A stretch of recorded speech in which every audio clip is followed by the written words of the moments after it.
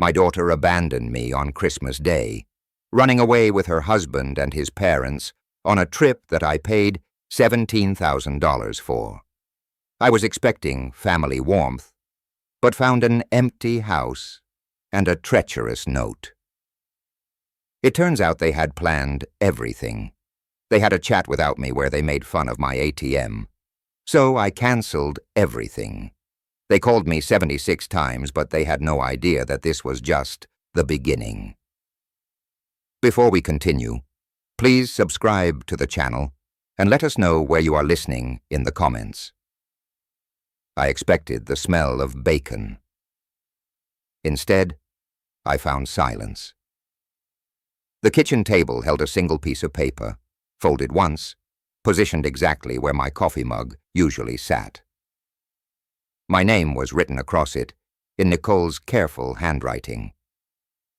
Nothing else disturbed the morning stillness. No laughter from the living room, no sounds of wrapping paper being torn, no excited voices discussing our upcoming vacation to Aspen. My hands trembled as I unfolded the note. Dad, we decided to go to Colorado without you. The family needs this time, together. Just us. We'll be back January 2nd. Don't worry about the money. We know you can afford it. Thanks for everything. Love, Nicole.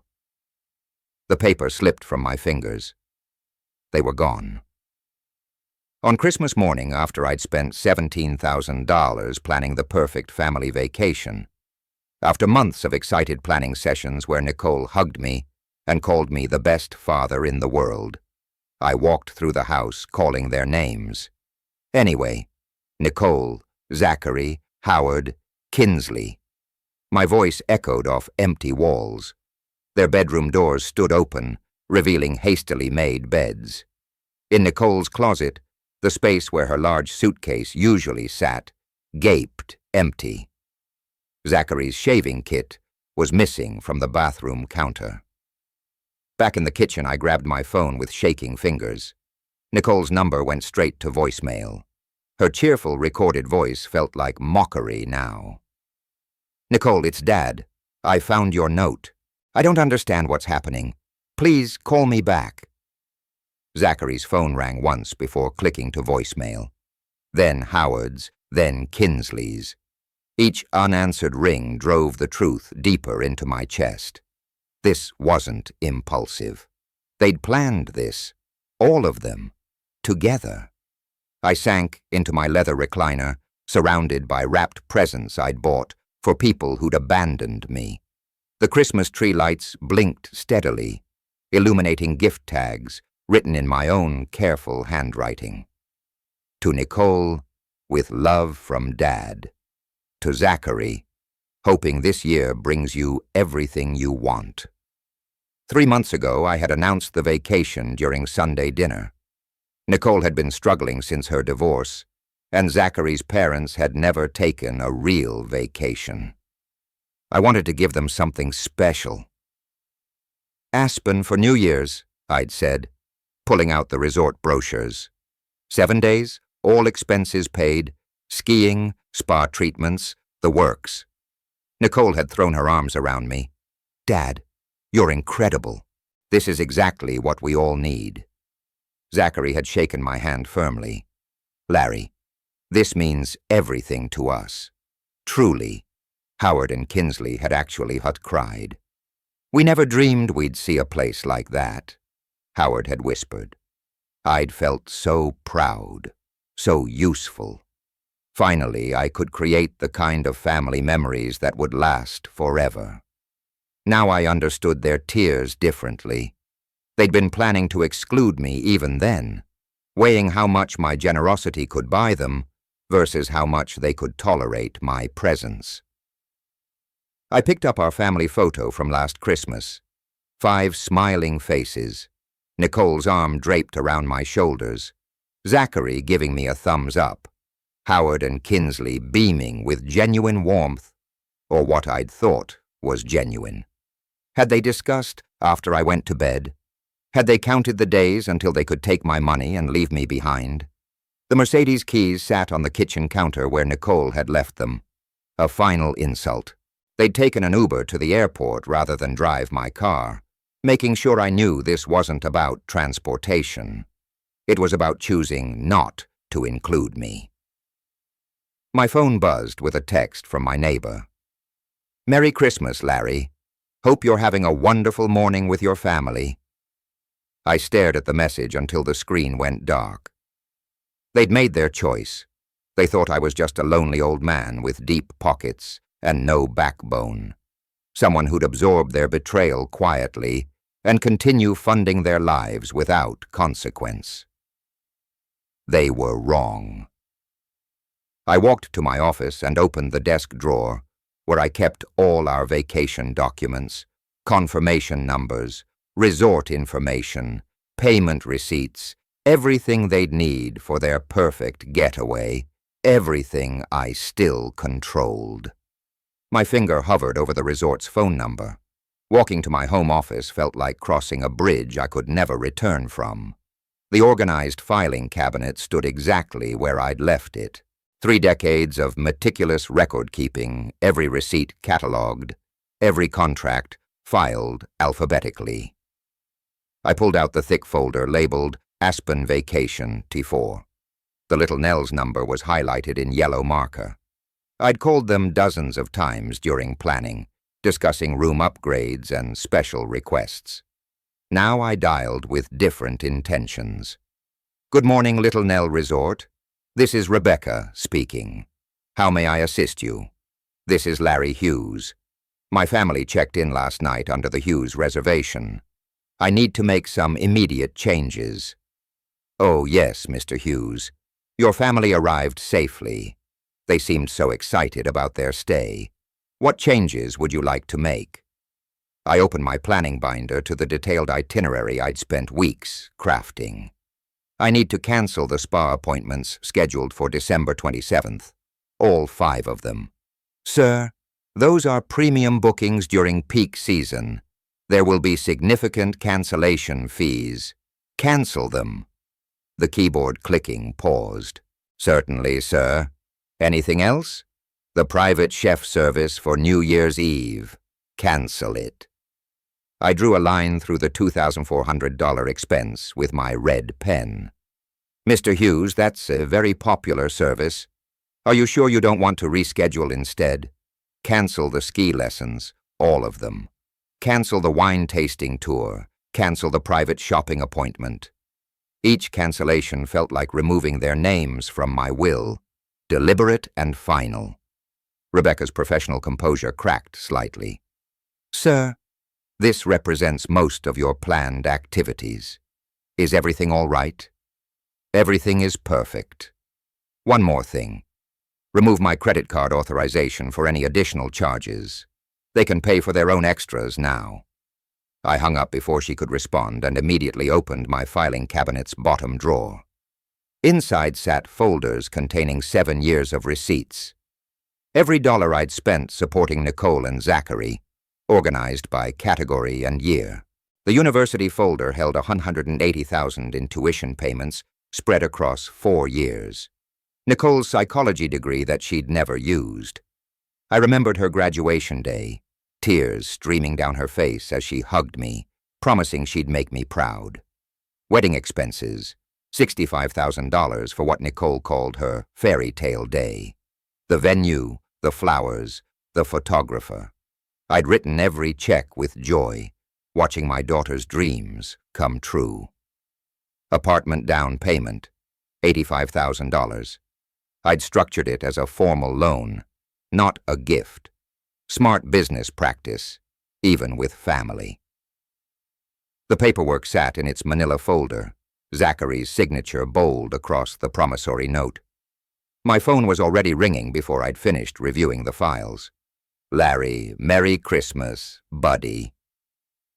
Michael Richardson's voice carried that relaxed holiday tone. My lawyer for 23 years, the man who'd handled my business sale and retirement planning. "Michael, I need legal advice today." His pause told me he'd caught the edge in my voice. "Larry, what's wrong? You sound different." My family went to Aspen without me on Christmas morning after I paid $17,000 for their vacation. The words came out flat, businesslike. I want to know my legal options regarding the money I've lent them over the years. Wait, what? Nicole and Zachary left you on Christmas? Are you serious? Completely serious. They took my money and abandoned me. Now I want to know what I can legally recover. Michael's silence stretched long enough that I wondered if the call had dropped. Finally, Larry, the apartment loan documentation we prepared is solid. It's a callable loan with 30-day notice. The credit cards you pay for can be canceled immediately. But are you sure you want to cancel the cards? Prepare the loan recall notice. I want everything ready by tomorrow morning. Larry, it's Christmas. Maybe we should think about mediation, family counseling. They made their choice, Michael. Now I'm making mine. After hanging up, I walked to my fireproof safe and withdrew the documents I'd hoped never to need. Every loan agreement, every co-signed lease, every financial guarantee I'd provided out of love and trust. They had no idea what was legally possible. When generosity turned to betrayal, my phone started buzzing with an incoming call. Nicole's name flashed on the screen. I let it ring 3 times before answering, my voice steady as granite. Hello, Nicole? Dad. Her voice cracked with panic. What did you do? They're saying, all our reservations are canceled. The spa, the restaurants, everything. I canned them. Silence stretched between us like a chasm. Then, you can't do that. We're already here. We planned this whole trip around those bookings. No, I planned this trip. You just decided to exclude me from it. Dad, please let me explain. Explain what? How you coordinated leaving me alone on Christmas morning? How you took my $17,000 and abandoned me? My fingers drummed against the desk. There's nothing to explain, Nicole. Her breathing turned rapid, desperate. We can talk about this when we get back. We can work things out. Can we? Like we worked out telling me you were leaving. Dad, you're being unreasonable. I'm being practical. Michael Richardson is preparing the legal papers to call in your apartment loan. 30 days' notice as specified in the contract you and Zachary signed. The phone went silent except for her sharp intake of breath. You wouldn't? I already have. Your credit cards will be canceled by noon today. Any bank guarantees I've signed are being revoked. I opened my safe and pulled out the thick stack of documents. Did you really think I kept no records of my generosity? Dad, stop. Please. Now she was crying. We made a mistake. Okay, we should have talked to you first. You made a choice. Now you live with the consequences. What about Howard and Kinsley? They've never done anything to hurt you. They're just innocent. They participated. They could have called me, warned me, refused to go. Instead, they chose sides. I flipped through the loan documents, each page crisp with legal authority. Everyone made their choice. This is insane. You can't destroy our lives over one mistake. One mistake. The words came out colder than I had intended.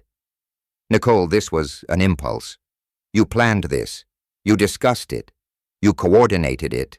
You booked transportation without telling me. This was calculated betrayal. Zachary's voice joined the call suddenly. Larry, this is getting out of hand. Let's talk like adults here. Adults don't abandon family members on Christmas morning. Zachary, look. We thought you might enjoy some time alone. You're always saying how busy your social calendar is. Don't. My voice cut through his attempt at manipulation.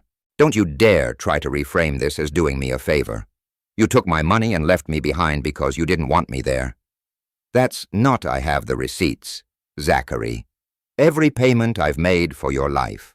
The apartment down payment, the credit cards, the car loan I co-signed, the wedding expenses, Your parents' medical bills I paid last year.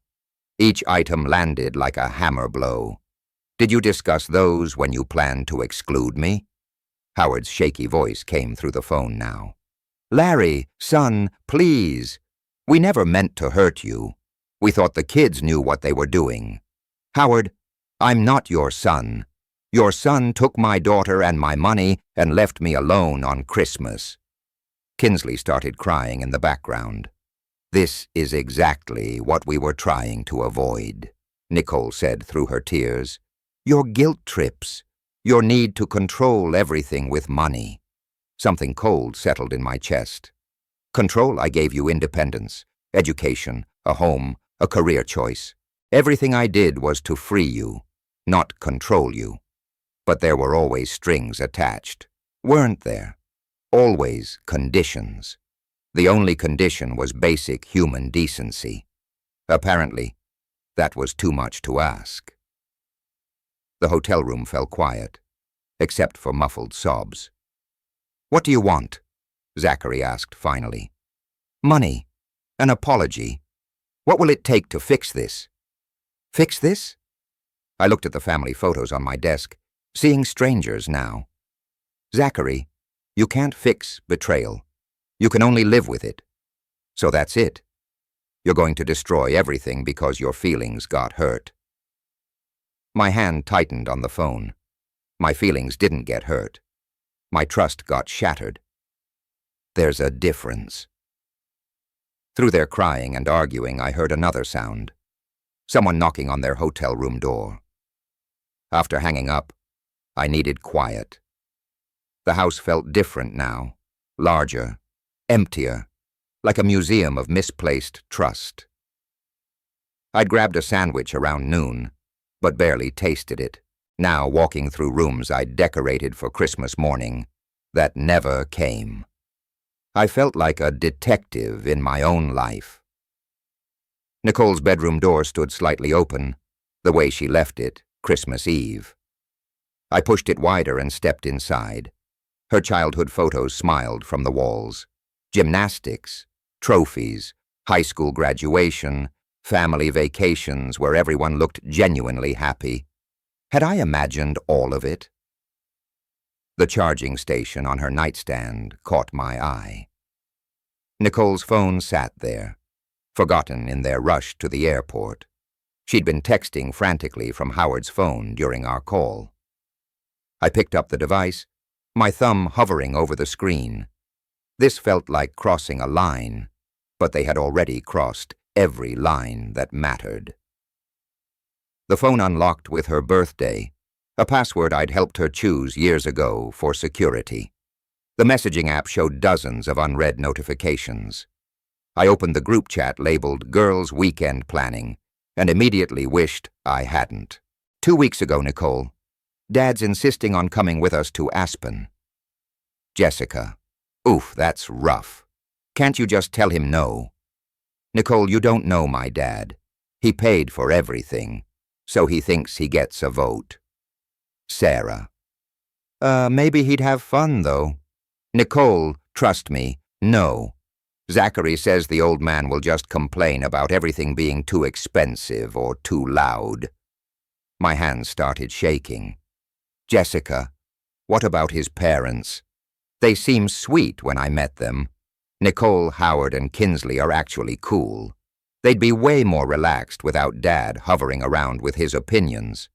Sarah, plus you guys, could actually party. Nicole, exactly.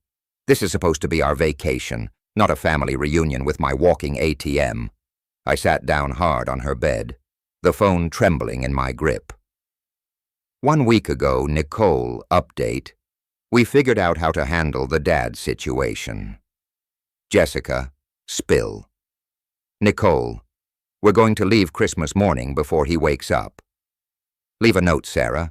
That's kind of brutal. Nicole, he'll get over it. Plus, Howard said they felt bad about taking so much money from him anyway. Jessica, wait. So, his in-laws are in on this. Nicole, they needed convincing, but Zachary explained how Dad makes everything about himself. The words blurred as I scrolled through more messages. Each one felt like a paper cut, small, but accumulating into something unbearable. Nicole, sometimes I think Dad forgets we're adults now. Sarah, at least he pays for everything. Wild Nicole, true.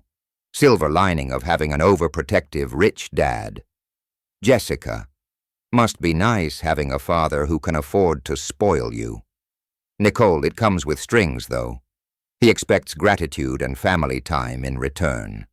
Sarah G.H. emotional labor. I remembered the conversation from 2 weeks ago now. Zachary's suggestion hadn't been casual at all.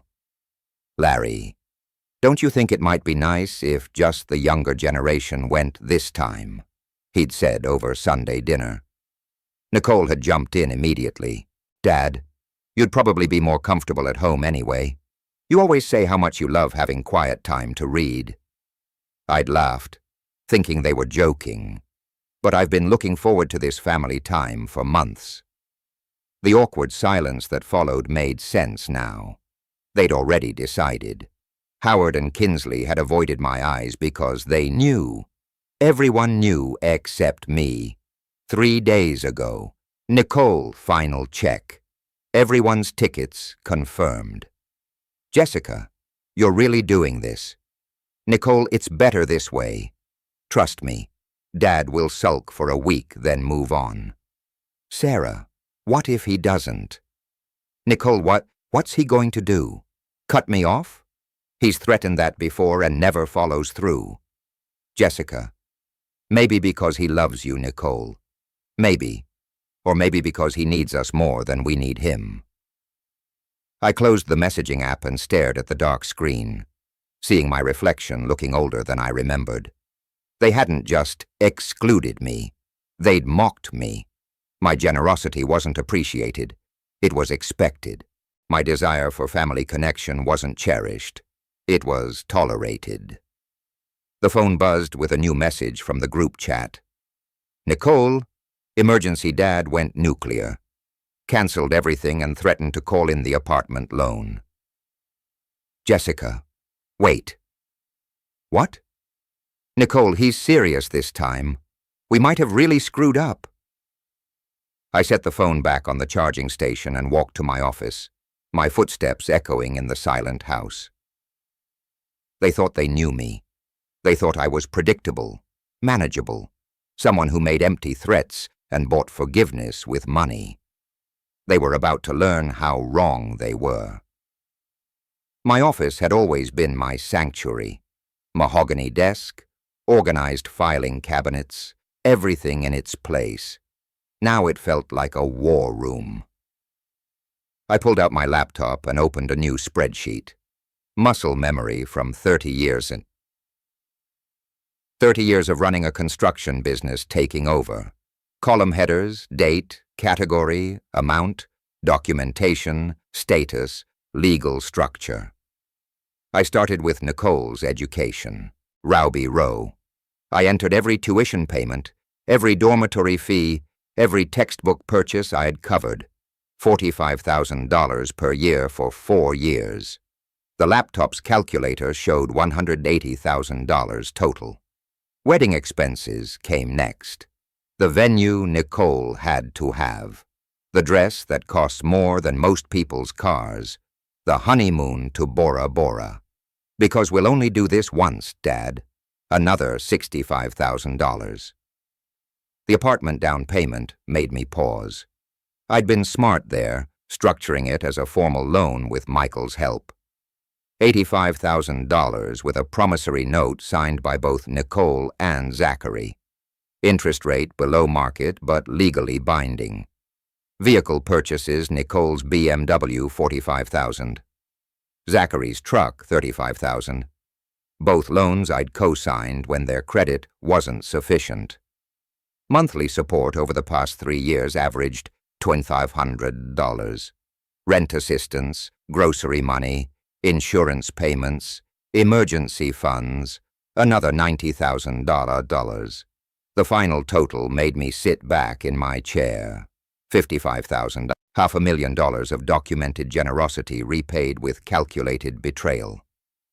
I reached for my phone and dialed Michael's number. "Larry, how are you holding up? I need an emergency meeting tonight if possible. It's Christmas Day." "Michael, I've just calculated over $500,000 in family support over the past decade. I need to know exactly what legal options that creates." Silence. "Then I'll meet you at my office at 5:30. "Let me call David Cruz. You'll want tax implications reviewed, too." Driving downtown felt surreal. Christmas lights twinkled on empty streets while I navigated toward a meeting that would change everything. Michael's building was dark, except for his 20th floor office windows. He met me at the elevator. His usually impeccable suit replaced by jeans and a sweater. "Larry, in 23 years of representing you, I've never seen you like this. In 23 years, I've never been systematically betrayed by the people I love most." David joined us by video call from his home office, his background showing a Christmas tree with scattered wrapping paper. "Larry." Michael filled me in. "You're talking about significant asset recovery here." I spread my documentation across Michael's conference table. "Tell me what I can legally do." Michael reviewed the apartment loan paperwork first. "This is solid. You structured it perfectly. Callable with 30 days written notice. Below market interest rate, clearly documented as family assistance. Completely enforceable. The credit cards. You're the primary account holder. They're authorized users. You can remove them immediately. Any debt they've accumulated on your cards becomes due on demand." David leaned forward on the screen. "From a tax perspective, you've been treating monthly support as gifts under the annual exclusion limit. Smart. But the major items, education, wedding, apartment, those create legitimate debt instruments if the recipients breach trust. What about the car loans? You're guarantor on both. If they miss payments, you can demand immediate payoff or repossess through the lender." I felt a cold satisfaction settling in my chest. "So they have no legal protection." Michael adjusted his glasses. "Larry, they have no assets of their own, no independent income stream, and they've made themselves completely financially dependent on your goodwill. From a legal standpoint, you hold every card. The emotional fraud aspect, harder to prove, but you have documented evidence of premeditated deception while accepting financial benefits. A court would view that very unfavorably," David added. "Plus, there's the constructive trust doctrine. Money given under false pretenses can be recovered even if initially structured as gifts. Timeline for implementation." Michael pulled out his legal calendar. "Credit cards can be canceled tonight. Apartment loan notice can be served tomorrow. They'll have 30 days from receipt. Vehicle loans can be called if they miss a single payment. And if they resist, then we file for breach of trust, unjust enrichment, and fraudulent acceptance of benefits." With your documentation, it's not even a difficult case. I gathered the documents, each paper representing not just money, but years of love freely given and carefully betrayed. Draft everything, all of it. "Larry, once we start this process, they started it when they planned to abandon me while taking my money. I'm finishing it." Michael nodded slowly and opened his laptop. "I'll have preliminary documents ready by tomorrow morning." Outside, Christmas lights still twinkled, but they looked different now, like evidence markers at a crime scene. I pulled out my phone and opened my banking app to begin the first phase. 4 days of preparation had transformed my house into a fortress of documentation. Legal papers organized in neat stacks, financial records cross-referenced, Michael's preliminary agreements reviewed and ready. When Zachary's truck pulled into my driveway at 6:30 on December 29th, I was watching from the living room window. They looked exactly as I'd expected. Wrinkled clothes, Nicole's eyes red-rimmed from crying, Howard and Kinsley trailing behind like reluctant participants in someone else's drama. 4 days in a roadside motel had stripped away their vacation confidence. I opened the door before they could knock. "Larry." Zachary's voice carried forced authority, like a man trying to intimidate his way out of quicksand. "Come in." I stepped back without warmth, without the usual embrace I'd have offered before. "Living room." Nicole rushed toward me with tears already flowing. "Daddy, I'm so sorry. We never meant for things to get so complicated." "Sit down, Nicole." She froze at my tone. Even Zachary looked surprised by the ice in my voice. Howard cleared his throat nervously. "Larry's son. Maybe we should all take a breath here. These family misunderstandings happen. This wasn't a misunderstanding." I remained standing while they settled uncomfortably on my furniture. This was a coordinated decision to exclude me while accepting my financial support. Kinsley dabbed at her eyes with a tissue. "We thought you might enjoy some quiet time at home." It was supposed to be thoughtful. Thoughtful would have been asking, "What you did was plan my exclusion while ensuring I paid for your vacation." Nicole's tears intensified. "Daddy, please. It wasn't like that. We thought you'd appreciate having the house to yourself for once. Stop." The word cut through her manipulation like a blade. "I've spent 4 days analyzing exactly what this family relationship has cost me financially. The numbers are illuminating." Zachary leaned forward aggressively. "What's that supposed to mean?" I walked to my desk and picked up the folder Michael had prepared. "It means I've reviewed every financial transaction between us over the past decade. $15,000 in documented support." The room went silent except for Kinsley's sharp intake of breath. "Your education, Nicole, your wedding, your apartment down payment, which was legally structured as a loan, not a gift, though you seem to have forgotten that detail." Nicole's face went white. "What do you mean, loan?" "I mean, you and Zachary signed promissory notes for $85,000 at below-market interest rates. Michael Richardson structured it properly to protect both parties."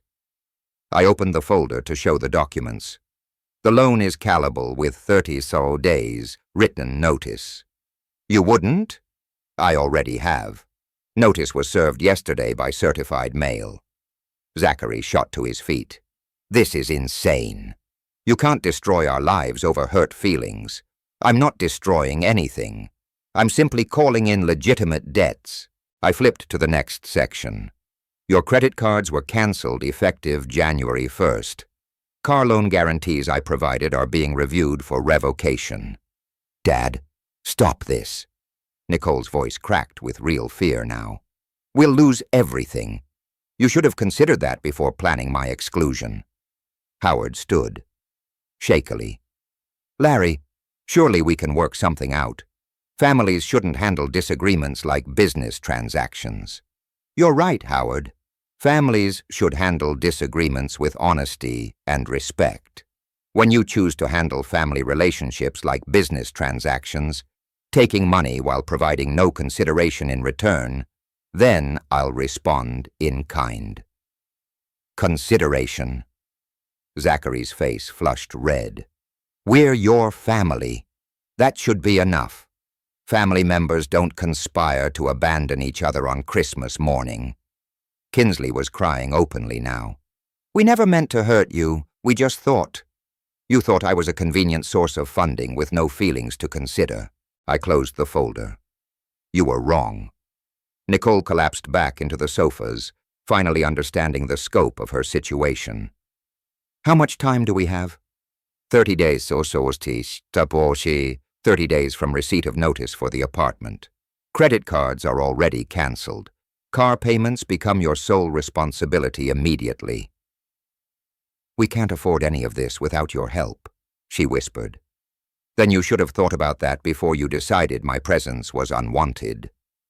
Zachary paced toward the window, his hands clenched into fists. "This is blackmail. This is business, something you should understand, given your eagerness to treat family relationships as financial transactions."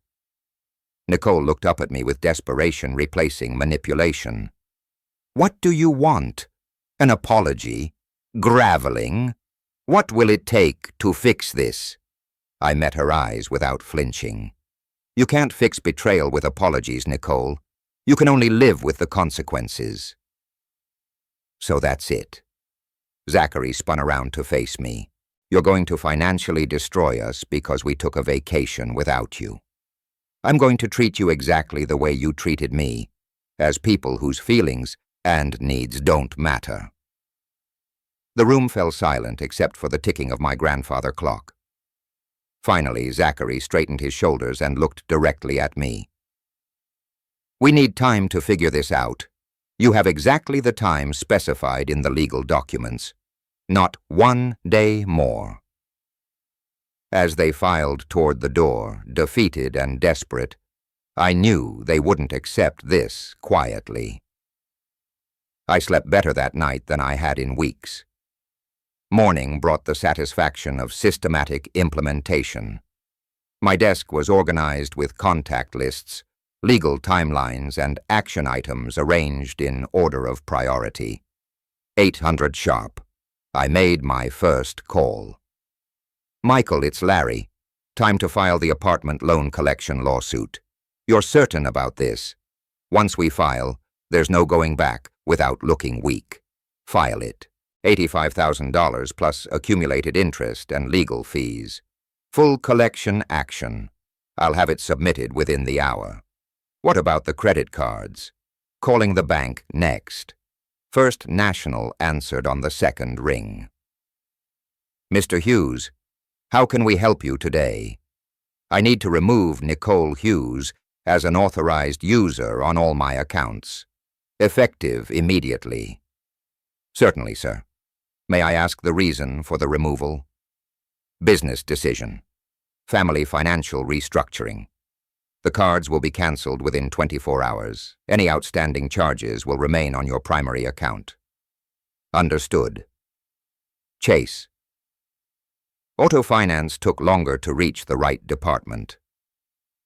"Mr. Hughes, you're calling about the guarantee removal on the Zachary Thompson vehicle loan."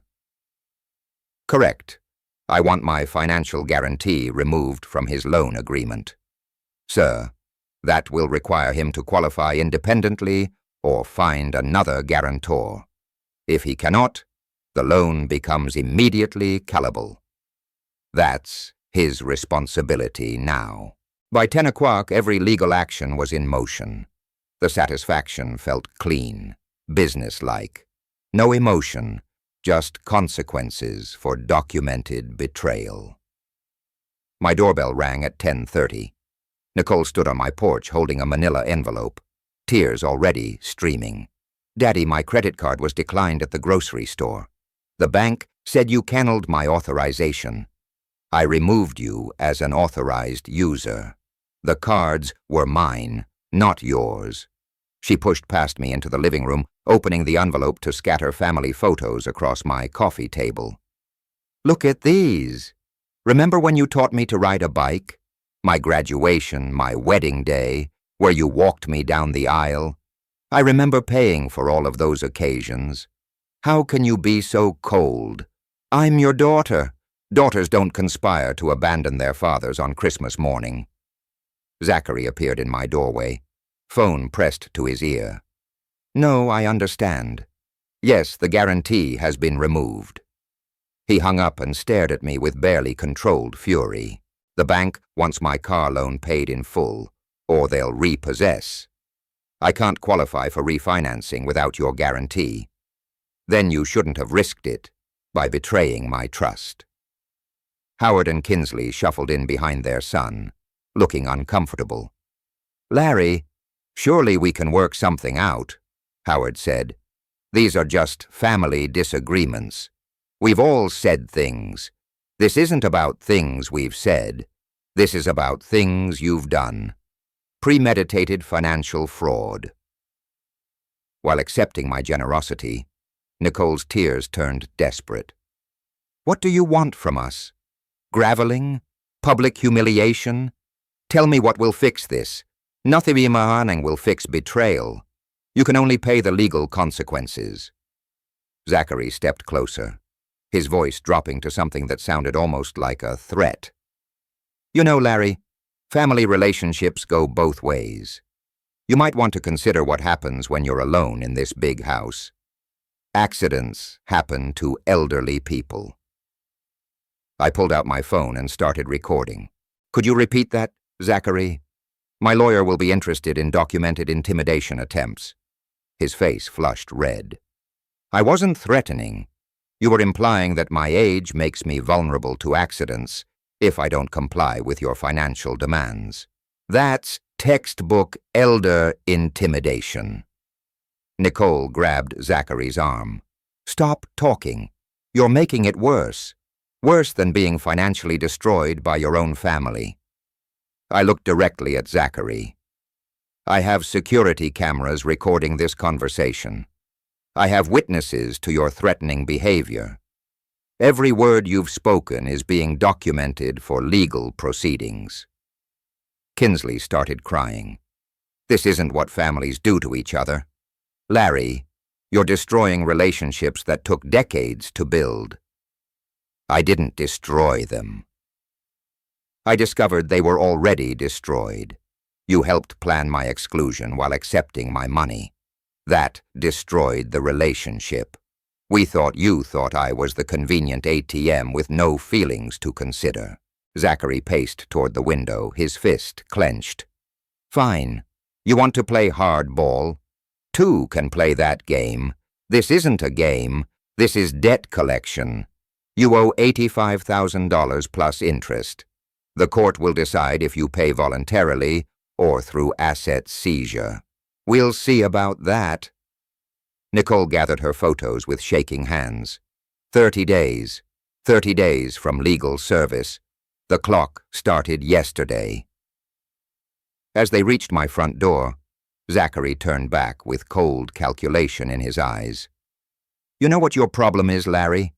You think money makes you powerful, but power comes from having people who care about you, and you just threw that away. I watched them walk to their truck, noting how Zachary's hand trembled as he started the engine. They still didn't understand. I hadn't thrown anything away.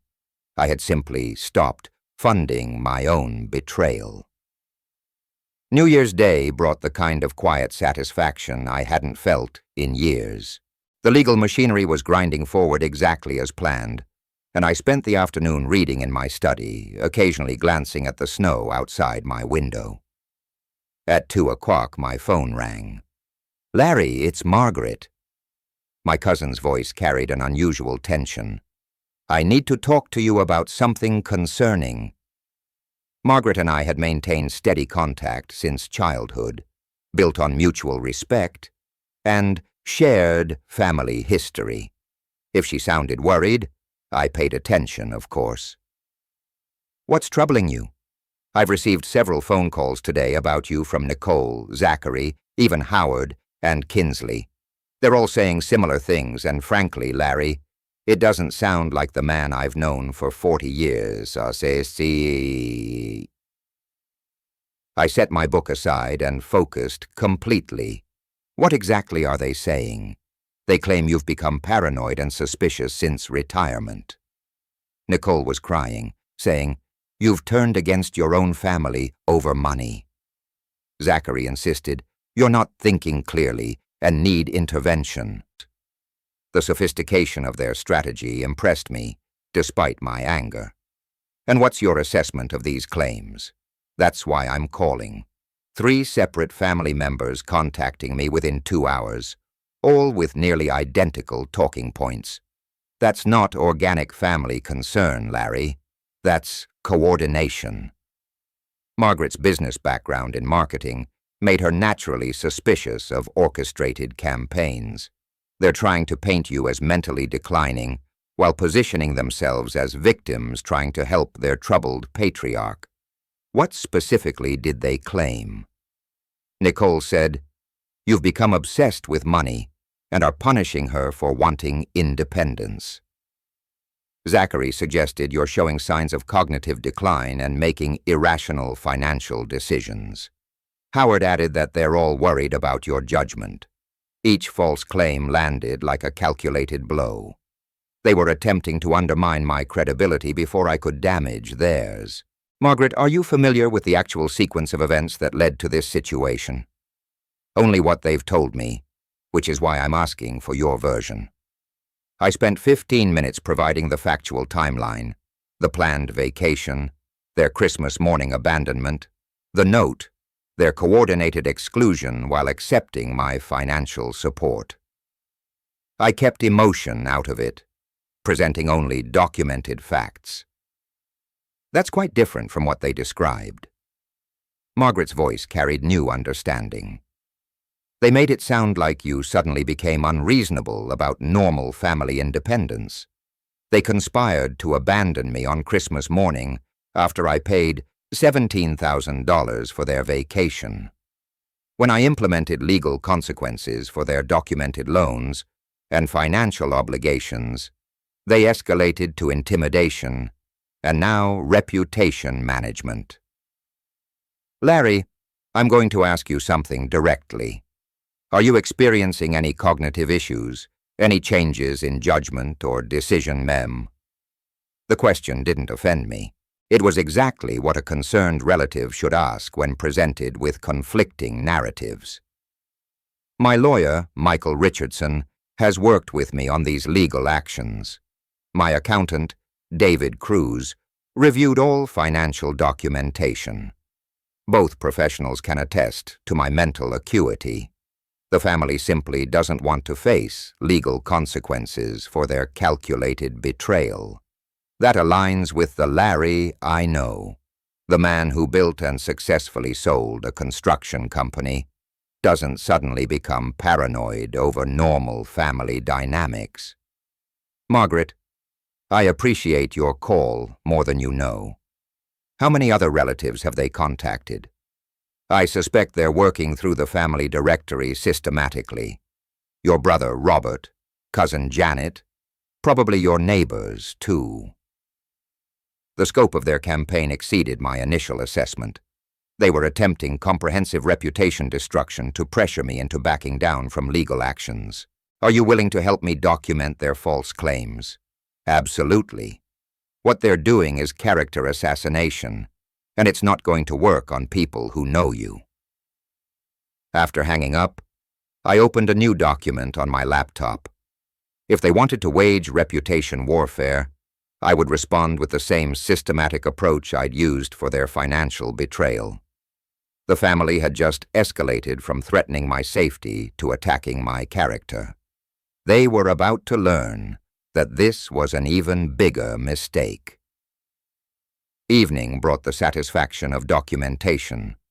I'd spent the day creating a systematic response to their reputation campaign, timeline of events, professional references, character witnesses. Margaret had provided detailed accounts of their coordinated phone calls. By 7:30, I was reading in my living room when headlights swept across my window. Zachary's truck pulled into my driveway with unnecessary aggression, tires squealing slightly on the pavement. Through the window, I watched him slam the door and stride toward my house with the body language of someone who'd run out of reasonable options. I activated my security system from the discrete panel beside my chair. 6 cameras covering all approaches to the house, everything recording automatically to cloud storage. 30 years of running a construction business had taught me the value of documenting confrontations. His pounding on my front door sounded more like demands than requests. "Open up, Larry. We need to talk." I opened the door, but remained in the threshold, maintaining control of the space. "Good evening, Zachary. Don't give me that polite nonsense." He pushed past me into the living room, his movements jerky with barely controlled fury. You think you can destroy my family with your legal games? I think I can collect legitimate debts through proper legal channels? Legal channels. His voice rose to something approaching, shouting, "You're ruining our lives over hurt feelings. I'm exercising contractual rights over documented loans." Zachary moved closer, using his height and 40-year age advantage to loom over me. You know what happens to stubborn old men who live alone in big houses like this? I met his stare without flinching. What happens, Zachary? Accidents? Break-ins? Bad things happen when neighbors can't hear you calling for help. His voice dropped to something that sounded almost casual. Your fancy alarm system won't help if you have a medical emergency, or if someone decides you need to learn a lesson about family loyalty. Are you threatening me? I'm explaining reality to someone who seems confused about his situation. He gestured around my living room. You're 62 years old, living alone, no family support anymore. Things could get very difficult for you if you don't stop this legal nonsense. I nodded thoughtfully as if considering his words. That's an interesting perspective. Would you like to see something? Without waiting for an answer, I walked toward my home office.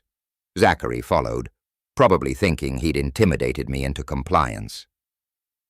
See, the thing about living alone in a big house, I said, opening my office door, is that you can afford proper security measures.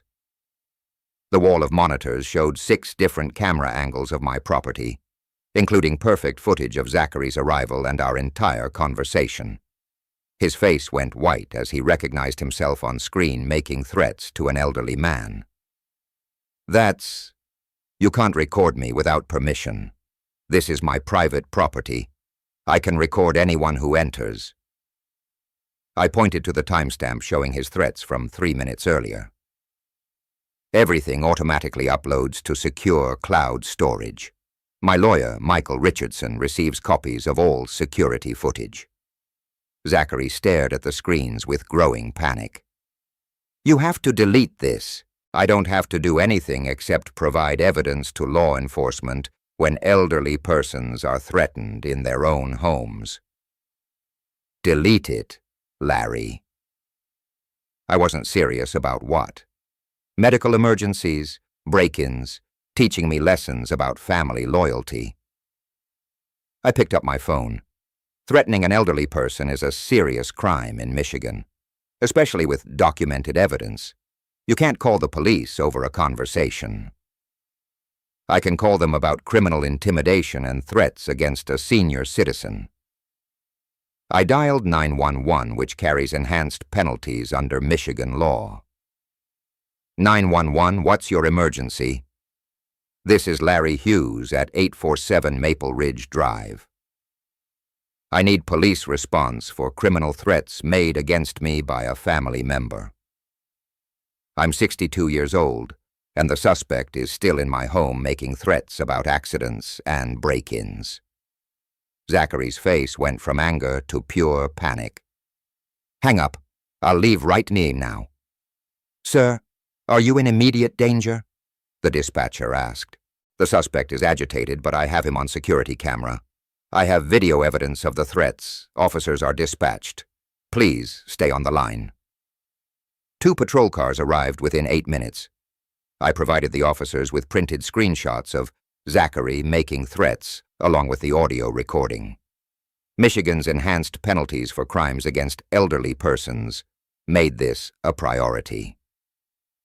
Arrest. Mr. Thompson, you're under arrest for criminal intimidation and threatening an elderly person, the lead officer announced, producing handcuffs. Zachary's hands shook as they cuffed him. This is insane. He's my wife's father. That makes it worse, sir. Family relationship doesn't excuse threatening behavior. As they led him to the patrol car, Zachary looked back at me with something approaching desperation. You don't know what you're doing, Larry. This won't end the way you think. I watched the taillights disappear down my street, then called Michael Richardson to inform him about our newest legal development.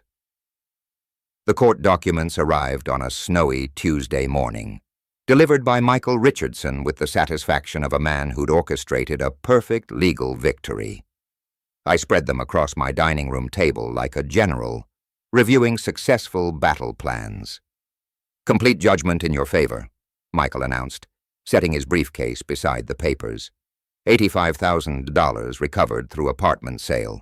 All credit obligations transferred back to primary borrowers. Criminal charges proceeding separately. The numbers were more satisfying than I'd anticipated. Not just the money, though recovering every penny felt appropriate, but the systematic nature of justice served through proper legal channels. Zachary's employment situation, criminal record for threatening an elderly person, makes him essentially unemployable in any professional capacity. Most employers run background checks. Now I reviewed the property sale documents. Their apartment had sold within a week to cash buyers. The real estate market didn't care about family drama, only market values and clear titles. "Vehicle repossession completed yesterday?" Michael continued. "Bank moved quickly once the guarantee removal was processed. They're using public transportation now. Through my network of neighbors and acquaintances, I'd learned the family was crowded into Howard and Kinsley's one-bedroom apartment. 5 adults sharing space, designed for 2, with Nicole working retail for the first time since college, and Zachary unable to find employment. At noon, I watched them walk up my driveway. All 5 of them moved differently now, shoulders hunched, eyes downcast, the body language of people who'd learned the cost of betrayal. Nicole led the group, her face red from crying even before reaching my door. I let them inside without the formality of being asked. "Dad," Nicole's voice cracked immediately. "We need to talk." They arranged themselves in my living room like supplicants before a judge. Howard and Kinsley looked exhausted, aged beyond their years by stress and crowded living conditions. Zachary couldn't meet my eyes. "I'm listening. We were wrong." Nicole's words came out rushed, desperate, completely, totally wrong about everything. The vacation, leaving you behind, the way we treated your generosity, all of it.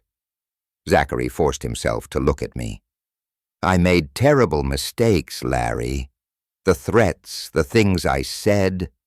I was scared and stupid, and I hurt you when you'd only ever helped us." Howard cleared his throat nervously. "Larry's son. We're too old to support everyone. Kinsley and I, we can't. Our pension wasn't meant for 5 people. We're still family," Kinsley added quietly. "Despite everything that's happened, we're still family." I studied their faces, looking for signs of the same calculation I'd seen before, but desperation had stripped away pretense. These were people who'd learned the difference between genuine remorse and strategic manipulation. "Tell me about the planning," I said. Nicole flinched. "What planning?" "The Christmas vacation conspiracy. How long did you discuss excluding me? Who suggested it first? When did you decide to coordinate leaving me behind?" The question hung in the air like an accusation. Nicole looked at Zachary, who looked at his parents, who looked back at Nicole. It wasn't Nicole started, then stopped. "Zachary brought it up first, maybe 3 weeks before Christmas. He said it might be more relaxing without you there." "And you agreed?" "I did." Her voice dropped to a whisper. "I agreed because I wanted a vacation where I didn't have to be grateful all the time, where I could just exist without feeling like I owed someone everything. The honesty was more devastating than any lie would have been." "Howard Kinsley, your participation." Howard's hands shook slightly. "We knew it was wrong when we agreed, But Zachary convinced us you'd understand eventually that you'd prefer quiet time alone. So, you coordinated leaving me alone on Christmas morning after I'd paid $17,000 for your vacation. Yes. Nicole's admission came out like a confession. We planned it. We discussed it. We knew exactly what we were doing, and we did it anyway. I sat back in my chair, processing their complete capitulation. No excuses, no justifications, no attempts to minimize their choices. What do you want from me now? Forgiveness, Nicole whispered. A chance to make it right, Zachary added. Help, Howard said simply. I looked at each of them. My daughter, who'd inherited my business sense, but not my integrity. My son-in-law, who'd learned the cost of threatening those who'd supported him. The elderly couple who'd chosen convenience over character. If I were to consider any future relationship, I said slowly, it would require conditions. Hope flickered in their eyes like candle flames in wind, complete honesty about your motivations and planning. No more coordination behind my back, an acknowledgement that trust, once broken, must be rebuilt through consistent actions over time. They nodded eagerly, desperately. But first, I continued, you need to understand exactly how much your betrayal cost, not just financially, but personally. I walked to my office and returned with Nicole's phone. The next afternoon brought another performance, though this one was more polished than their previous attempts. I watched through my living room window as they approached my front door. Nicole clutching a bouquet of expensive white lees, the flowers I'd brought to her mother's funeral 15 years ago. They'd prepared more carefully this time. Nicole's tears started before she even knocked, timed perfectly for maximum emotional impact. Zachary positioned himself slightly behind her with practiced humility, head bowed at precisely the right angle. I opened the door to find Nicole's carefully crafted breakdown already in progress. "Daddy," she pressed the flowers into my hands while sobbing with theatrical precision. "I love you so much, and I'm so sorry for everything we did to you." The others filed in behind her like a choreographed funeral procession. Zachary's apology came on cue. "Larry, I've spent every night thinking about what I said to you, what I threatened. I learned my lesson about respecting the man who gave us everything. I understand now." Howard and Kinsley provided the perfect elderly backdrop, their genuine distress mixed with practiced support for their children's performance. "We just want our family whole again," Kinsley whispered. "Life's too short for all this anger and separation." Nicole collapsed onto my sofa with calculated vulnerability. "I know we hurt you terribly, but I promise, I swear I'll be the daughter you deserve. I'll make everything right." As she spoke, I noticed her phone positioned carefully against the cushion, screen facing toward our conversation. The small red recording dot was barely visible, but it was there. "Tell me more about making things right," I said, settling into my chair with strategic distance. "I understand now that taking your generosity for granted was wrong," Nicole continued, her voice carrying the practiced cadence of rehearsed sincerity.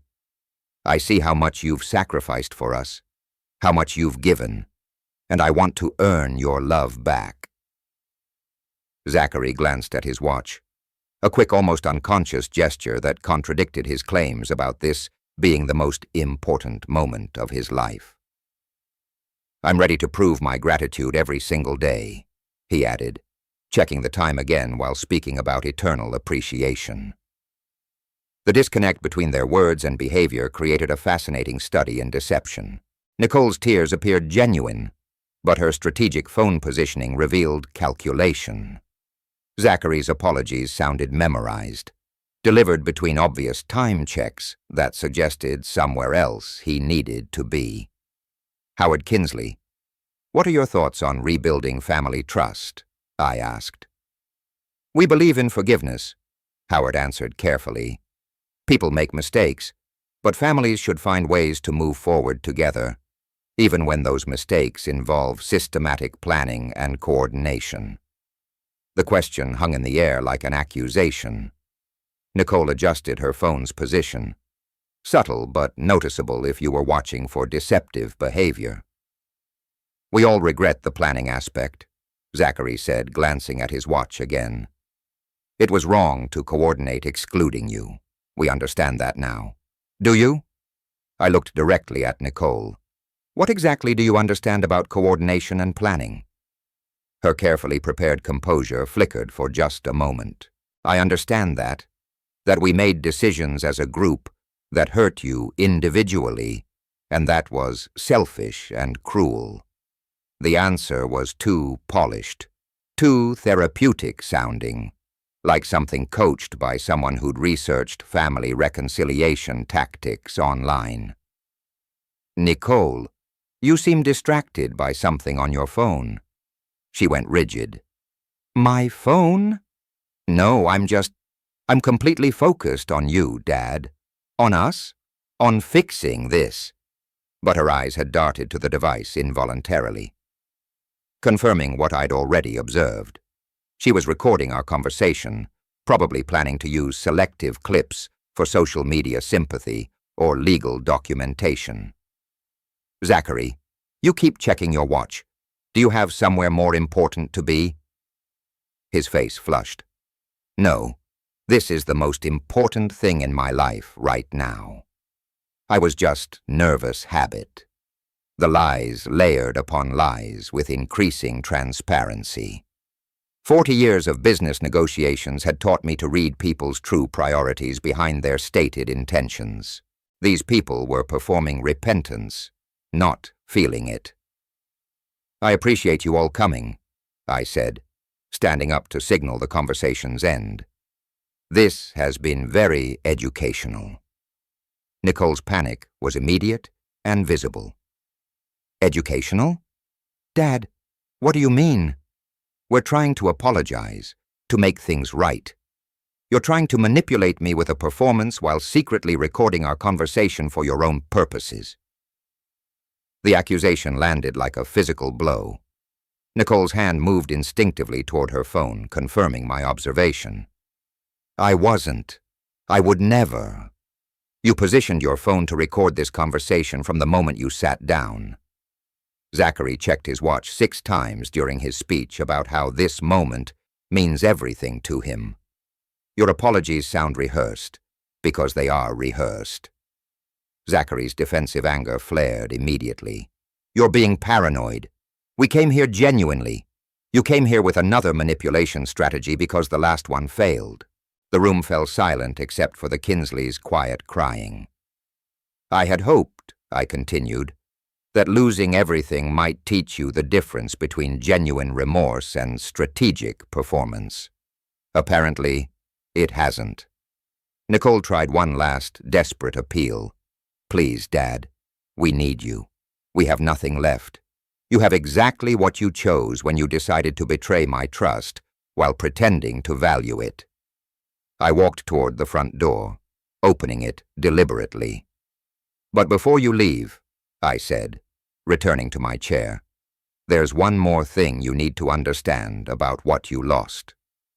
I picked up her phone from my office and unlocked it with her birthday. 3 weeks passed, like the turning of legal documents, methodical, final, irreversible. I spent those days completing what they'd started with their betrayal, the systematic severing of all connections between us. Michael Richardson delivered the final paperwork on a crisp February morning. Property transfers complete, he announced, setting down the thick folder. $85,000 recovered and deposited. All credit guarantees revoked and processed. Legally speaking, you have no financial obligations to any of them. Estate planning will updated per your instructions. Primary beneficiaries are now Margaret and the Detroit Children's Hospital. Family members specifically excluded with documented reasons. The legal completeness felt satisfying in a way that emotional victories never could. Every document represented a choice they'd made and a consequence they'd earned. Through Margaret's updates, I learned they'd relocated to a small town near Cleveland, where Howard's brother owned a trailer park. 5 adults sharing a single wide mobile home. Nicole working 2 retail jobs. Zachary's criminal record preventing steady employment. Natural consequences flowing from natural choices. The letter arrived on February 1st. Nicole's handwriting had always been careful, but desperation made it shaky now. The envelope was thin, discount stationery, no return address. I opened it at my kitchen table while drinking coffee that I'd bought without considering anyone else's preferences. Dad, I know you probably don't want to hear from us, but I have to try. We're living in Uncle Bob's trailer park now. Zachary, me, Howard, Kinsley, and Bob's family, all sharing a single mobile home. The kids sleep on air mattresses in the living room. I'm working at a grocery store and a gas station just to help with groceries. Zachary can't find anything steady because of his record. Howard's blood pressure medication costs more than we can afford, and Kinsley's arthritis is getting worse from the stress. I'm not asking for much, just enough to get us a small apartment so the older folks can have some dignity. Maybe $500 a month. I know I was wrong about everything, but we're family. Please, Dad, we've learned our lesson. Love, Nicole. I read it twice, looking for signs of the manipulation I'd come to expect, but desperation had stripped away the calculated appeals, leaving only genuine need and the same fundamental misunderstanding that had started everything. She still thought this was about punishment rather than consequences, still believed family obligation trumped personal responsibility, still assumed my resources existed to solve problems created by her choices. I folded the letter and filed it with the other legal documents. No response was necessary. After decades of supporting ungrateful dependents, silence felt appropriate. That afternoon I called Margaret. "How are you adjusting to your newfound freedom?" she asked. "Better than expected. I'm planning dinner at that Italian place downtown next week. Would you like to join me?" "I'd love to. It's been too long since you socialized without worrying about family drama." Much too long. After hanging up, I made other calls. My old business partner, David, wanted to discuss investment opportunities. My neighbor, Robert, had mentioned a community theater group. There were hiking clubs, book discussions, travel groups, entire worlds I'd neglected while funding other people's dreams. The phone number for the senior singles group sat on my desk. At 62, dating felt simultaneously terrifying and liberating. But meeting someone who valued conversation over credit cards, companionship over financial support, seemed worth exploring. I walked through my house that evening, seeing spaces differently. The dining room, where they'd plotted my exclusion, could host dinner parties for people who actually enjoyed my company. The guest bedrooms could welcome visitors who came for relationship rather than resources. Justice hadn't required dramatic confrontations or elaborate revenge schemes. It had simply required stopping the flow of unearned benefits to people who'd confused generosity with obligation. They taught me a valuable lesson about the difference between family by blood and family by choice. Some people prove themselves worthy of trust and support through their actions. Others prove themselves unworthy through theirs. My calendar for next month was filling with possibilities. Theater tickets with Margaret, investment meetings with David, hiking trails with the outdoor club, activities chosen for my own interests rather than other people's expectations. The house felt lighter somehow, as if removing toxic relationships had improved the actual air quality. For the first time in years, I was planning a future based on my own hopes rather than other people's needs. At 62, I was finally free to discover what genuine relationships look like when built on mutual respect rather than financial dependence. The adventure was just beginning. If you like this story, please like this video, subscribe to the channel, and share your impressions of this story in the comments. To listen to the next story, click on the box on the left. Thank you for watching.